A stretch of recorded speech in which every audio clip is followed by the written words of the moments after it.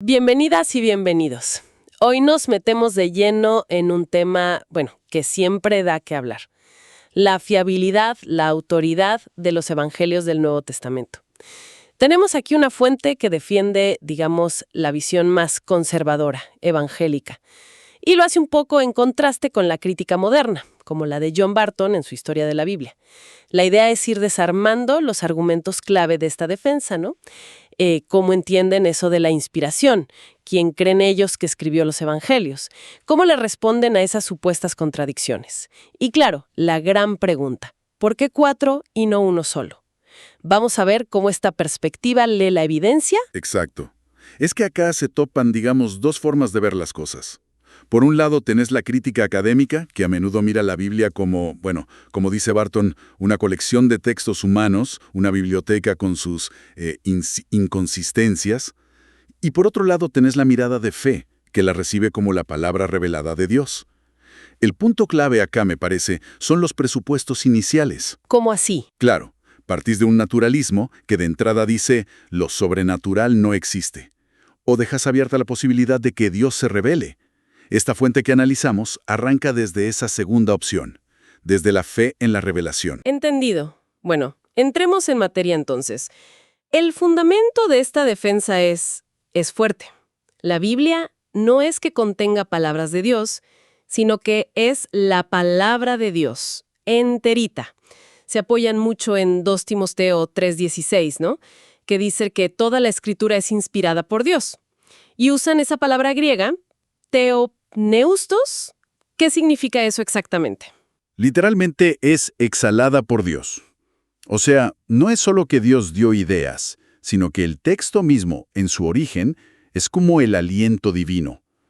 Y esto nos lleva a lo que teólogos como Charles Ryrie llaman inspiración verbal y plenaria. A ver si lo explico simple. Dale. Verbal significa que la inspiración llega hasta las palabras mismas, no solo los conceptos generales. Y plenaria, que se aplica a toda la escritura de punta a punta. La idea central es que Dios supervisó a los autores humanos. Ellos usaron sus estilos, sus personalidades, pero Dios se aseguró de que registraran exactamente su mensaje, sin errores. La autoridad final, dirían MacArthur o Swindoll, está en Dios, no en el escritor. Y la consecuencia lógica de eso, si Dios es la fuente y Dios no miente, como dicen Tito 1.2 o Hebreos 6.18, es la inerrancia. Exacto. Que la Biblia, como fue dada originalmente, es verdadera y no tiene errores en todo lo que afirma. Ajá. Ahora, ojo, acá hay una distinción importante que hacen teólogos como Grudem. La inerrancia, dicen ellos, se aplica estrictamente a los manuscritos originales. A los autógrafos, los que no tenemos. Exacto, esos mismos, los que no tenemos físicamente. Argumentan que las pequeñas diferencias que sí encontramos entre las miles y miles de copias antiguas que tenemos, eso es trabajo de la crítica textual. ¿Y eso no debilita la idea de un original perfecto? Ellos dirían que no, al contrario. Ven la crítica textual, gracias a la cantidad enorme de manuscritos del Nuevo Testamento que hay, como una herramienta que nos permite reconstruir ese texto original con una confianza altísima. Gente como Daniel Wallace dice que tener tantos manuscritos, lejos de ser un problema, en realidad confirma que podemos saber con mucha certeza lo que decían los originales. Así que la crítica textual para ellos apoya la idea de un original inerrante. Ahora viene un campo de batalla importante. ¿Quién escribió los evangelios? Porque la crítica moderna, Barton por ejemplo, dice a menudo que son amónimos escritos más tarde. Sí, que los nombres, según Mateo, según Marcos, se pusieron después para darles autoridad. Exacto. ¿Qué responde la fuente a eso? Bueno, se basa en 2 tipos de evidencia, externa e interna. Externa es lo que dijeron los primeros cristianos fuera de la Biblia. Interna son las pistas dentro de los textos. A ver, veamos. Marcos, por ejemplo. Para Marcos citan mucho a un tal Papías, un obispo de principios del siglo II, que lo menciona Eusebio, el historiador. Papías decía, según Eusebio, que Marcos fue intérprete de Pedro, que escribió con cuidado lo que recordaba de lo que Pedro contaba sobre Jesús. Quizás no en orden cronológico perfecto, pero sí con precisión. O sea, lo conecta directamente con un testigo ocular de primer nivel, Pedro. Esa es la idea. Lo conecta fuerte. Interesante. ¿Y Mateo? ¿También? ¿Papías? Sí, Papías también dice algo de Mateo, que compiló los dichos de Jesús, las logia, en arameo o hebreo. Pero lo que más resalta la fuente es que absolutamente toda la tradición cristiana primitiva dice lo mismo. El autor es el apóstol Mateo. Un estudioso que citan, D.A. Carson, dice: mira, simplemente no hay otra tradición antigua que proponga a otro autor. Es unánime. Suena sólido eso. Y Lucas. El prólogo de Lucas es casi una declaración de intenciones, ¿no? Totalmente.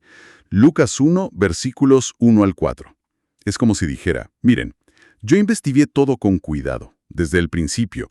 Hablé con los que lo vieron todo, con los testigos oculares. No se presenta como testigo directo de la vida de Jesús, sino como un historiador cuidadoso.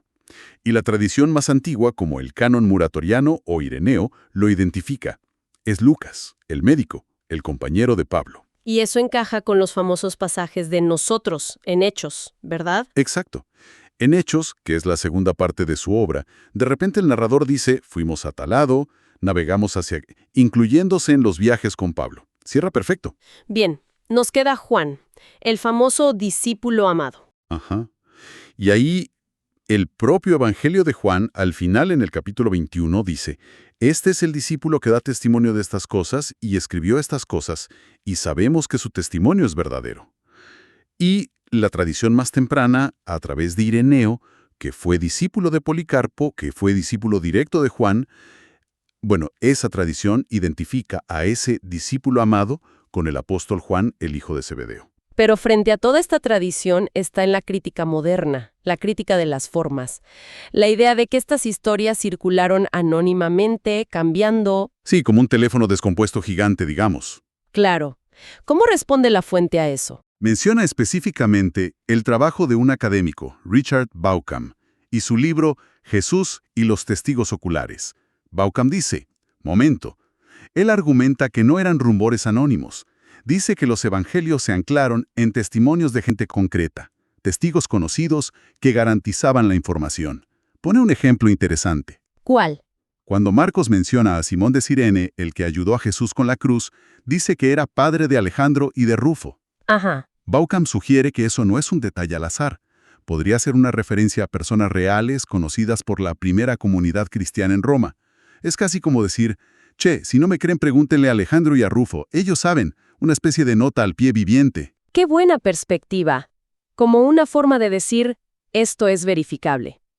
Y la fuente también usa un argumento, casi al revés, sobre por qué eligieron a estos autores. Sí, y es muy llamativo.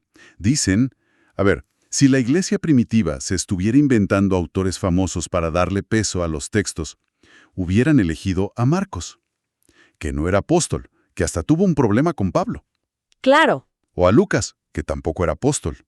O a Mateo, que había sido recaudador de impuestos, una profesión súper mal vista. No parece la mejor estrategia de marketing, ¿no? Para nada. Entonces, la defensa dice: la explicación más lógica es que estos tipos eran los autores de verdad. Y la iglesia simplemente transmitió esa información fielmente. Su bajo perfil inicial, paradójicamente, se vuelve un punto a favor de que la tradición es auténtica. Y sobre las fechas en que se escribieron también hay debate. La crítica los pone a veces bastante tarde, después del año 70. Sí, pero la fuente que estamos viendo argumenta a favor de fechas más tempranas, sobre todo para Mateo, Marcos y Lucas. Se fijan mucho en el libro de los Hechos, la segunda parte de Lucas. Termina de golpe con Pablo preso en Roma, esperando juicio, más o menos por el año 62 después de Cristo. ¿Y no menciona cosas importantes que pasaron después? Exacto. No dice nada de la muerte de Pablo, que fue entre el 64 y el 67. Y, clave, no menciona la destrucción de Jerusalén en el año 70. Un evento tremendo para judíos y cristianos. ¿Y la conclusión que sacan de ese silencio? Que lo más probable es que Lucas terminó de escribir antes de que esas cosas pasaran. Eso pondría a Lucas y Hechos antes del 62. Y como la mayoría piensa que Lucas usó a Marcos como fuente, bueno, eso empuja a Marcos a la década del 50. O sea, los sinópticos se habrían escrito muy cerca de los Hechos, cuando los testigos oculares todavía estaban vivos y coleando. Vale, cerramos el tema autoría y fechas por ahora. Pero, ¿qué pasa con las diferencias entre los relatos? Barton habla de incompatibilidades, de contradicciones. ¿Cómo se armoniza eso desde esta perspectiva? Acá entra un concepto clave, el género literario. Estudiosos como Craig Blomberg o Darrell Buck dicen, los evangelios son biografías antiguas, se llamaban bioi. Y ese género tenía sus reglas, distintas a las de hoy. El autor podía elegir qué contar y qué no. Podía ordenar las cosas por tema, no siempre por fecha exacta, y podía resumir o parafrasear lo que decía el personaje para resaltar una idea. Entiendo. No es esperar una foto cuando te están mostrando una pintura, ¿no? Son formas distintas de contar la verdad. Podemos ver un ejemplo, los relatos del nacimiento de Jesús, que siempre salen a relucir. Justo, Barton dice que son incompatibles, pero la defensa dice, para nada. Son complementarios, como dos fotos del mismo momento, pero desde ángulos diferentes. Mateo, que quizás escribía para judíos, se enfoca en José, en los magos, gentiles reconociendo al rey judío, en cómo se cumplen las profecías. Lucas, que tiene una mirada más universal, pone el foco en María, en los pastores, los humildes, en el impacto mundial del nacimiento. Y los detalles que parecen chocar. ¿Dónde vivían? ¿Quiénes los visitaron primero? Se argumenta que no hay choque real. Lucas explica por qué justo estaban en Belén, por el censo romano. Mateo cuenta cosas que pasaron mientras estaban alojados ahí, quizá ya en una casa, no en el establo inicial. Y los visitantes.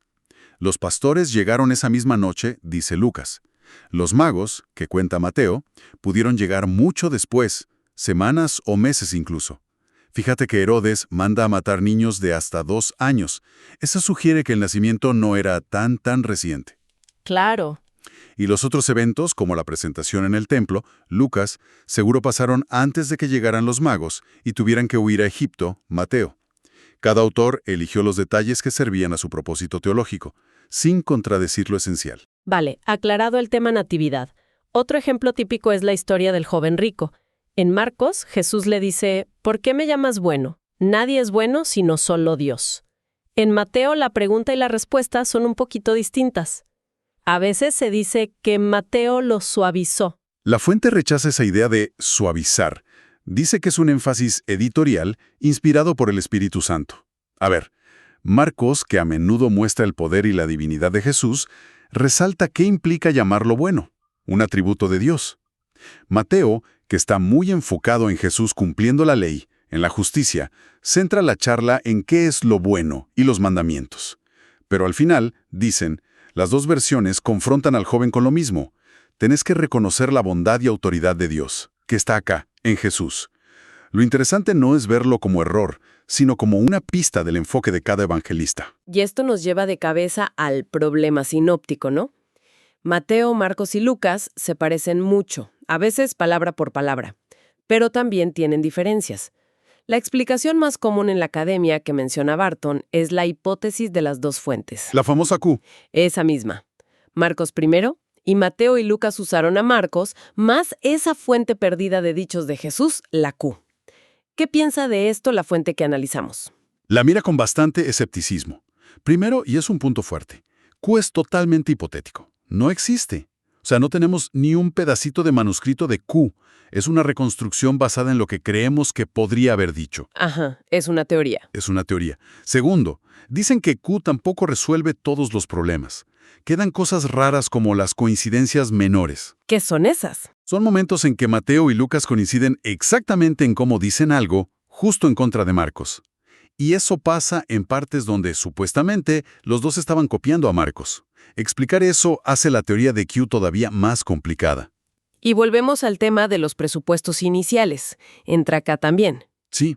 La fuente sugiere que a veces se prefiere la hipótesis Q porque viene de un naturalismo metodológico, o sea, una tendencia a explicar todo con causas naturales, documentos perdidos, editores, antes que considerar otras cosas. ¿Cómo qué otras cosas? Como la memoria oral, que en esa cultura era muy importante y precisa para enseñanzas clave, o, fundamentalmente desde su perspectiva, la guía sobrenatural del Espíritu Santo sobre los autores. Entonces, si no es Q, ¿qué proponen ellos como alternativa? No suelen dar una única teoría cerrada, más bien un conjunto de factores que juntos explicarían todo. Incluyen el testimonio ocular como base, acuérdate de Vaughan, la posibilidad de que los evangelistas se conocieran y leyeran entre sí. Hay hipótesis como la de Farrer, que dice que Lucas usó a Mateo además de a Marcos. Y listo, no necesitas Q. Interesante. También hablan de una tradición oral apostólica común, bien cuidada. Y sobre todo, insisten en la guía del Espíritu Santo, que pudo llevar a Mateo y Lucas a recordar y escribir dichos parecidos de Jesús, de forma independiente pero igual de fiel. La pregunta que dejan picando es, ¿qué tan sólido es construir teorías enormes sobre documentos fantasma que nadie vio? Se menciona también que Q se puede usar para distintas cosas. Cierto. Barton sugiere que a veces Q apoya ideas conservadoras. Pero la fuente dice, ojo, que muchos críticos liberales usan sus reconstrucciones de Q para dibujar un Jesús muy diferente al de los evangelios. ¿Un Jesús? Un Jesús que es solo un maestro de sabiduría, sin milagros, sin hablar de su muerte como sacrificio, sin resurrección. Un Jesús de Q que a veces se parece sospechosamente a lo que el académico moderno quiere encontrar. Entendido. Llegamos al último punto grande. ¿Por qué 4 evangelios? Si Mateo y Lucas querían supuestamente mejorar a Marcos, ¿por qué la Iglesia guardó los 4? Parece redundante. O como dice Barton, extraño, un problema conceptual. Claro, desde una mirada puramente humana puede parecer raro, pero desde la perspectiva de la fuente no es un problema, es una genialidad divina. ¿Se acuerdan de un principio de la ley judía en Deuteronomio? ¿Por boca de 2 o 3 testigos se decidirá todo asunto? La verdad se confirma con varios testimonios que coinciden. Ajá. Entonces, argumentan que al guardar 4 relatos de la vida, muerte y resurrección de Cristo, el evento central de la historia para ellos, la Iglesia guiada por Dios estaba aplicando ese estándar divino de fiabilidad y superándolo. No son versiones que chocan, son testigos que confirman lo mismo desde ángulos distintos. Es la idea clásica de los 4 retratos de un solo Jesús, ¿no? Exactamente esa, popularizada por gente como Pablo Hoff, explicada por académicos como Mark Strauss. Cada evangelio te da un retrato necesario y complementario. Mateo te muestra a Jesús como el Rey Mesías, el prometido a Israel. Marcos lo pinta como el siervo poderoso, el hombre de acción divina.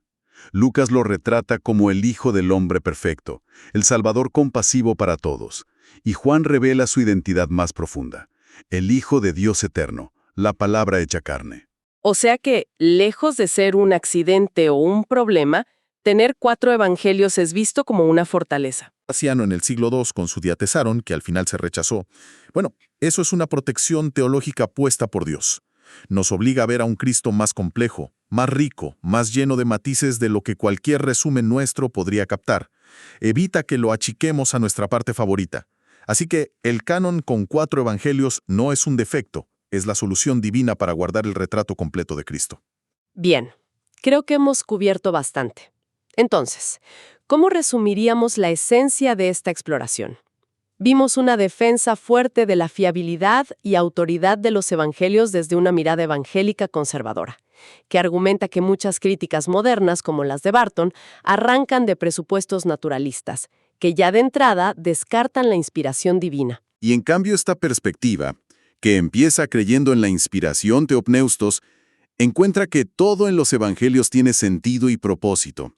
Su autoría tradicional, las aparentes diferencias que ven como énfasis que se suman, incluso que sean 4, todo refuerza su fiabilidad y tiene un porqué teológico. Desde este punto de vista, se reafirma fuerte la autoridad de la Biblia como guía segura. La fuente citaba a Charles Swindoll diciendo que las Escrituras tienen las claves para entender la vida, y contrasta la solidez de la palabra de Dios con las ideas humanas que van y vienen, recordando esa frase de Isaías: la hierba se seca, la flor se marchita, pero la palabra de nuestro Dios permanece para siempre. Se presenta como algo firme, ¿no? En medio de un mar de opiniones que cambian. Y para cerrar, una reflexión que me deja esta charla. Si aceptamos, aunque sea para probar, la premisa central de la fuente, que los evangelios son testimonios inspirados por Dios, basados en testigos oculares, ¿cómo cambiaría nuestra lectura?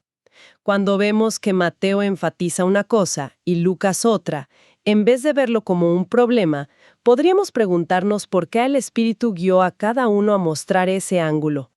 ¿Qué matiz de la verdad sobre Jesús se revela en esa diversidad? Quizá la verdadera armonía no está en que todo suene igual, sino en apreciar la riqueza de una sinfonía con 4 movimientos distintos, pero perfectamente orquestados.